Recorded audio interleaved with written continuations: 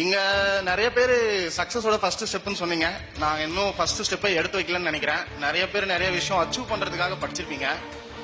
ஆனா ஒரு விஷயம் என்னன்னா, நான் பழி வாங்குறதுக்காக படிக்க வச்சேன்றது யாருக்குமே தெரியாது. இங்க இன்னி வரைக்கும் இந்த ரிசல்ட் வந்ததுல இருந்து ஊர்லயா இருக்கட்டும் இல்ல ரிலேஷனா இருக்கட்டும், ரிசல்ட்டை கேட்டு நல்லது, சந்தோஷம், இன்னும் நல்லா படிங்க வளருங்க அப்படின்னு சொன்ன ஒரு ஆள் கூட என் கண்ணுக்கு இது வரைக்கும் தென்படல. எப்படி வேலை கிடைச்சிச்சு, எவ்வளவு கட்டினீங்க, என்னென்ன பண்ணீங்க, யாரை பிடிச்சிங்க அப்படிதான் கேட்டுட்டு இருக்காங்க. இன்னி வரைக்கும் கூட நல்லா இருக்கணும்னு சொல்லி ஒரு ஆள் நான் கேள்விப்பட்டதே கிடையாது. அவ்வளோ பொறாமையா இருக்காங்க.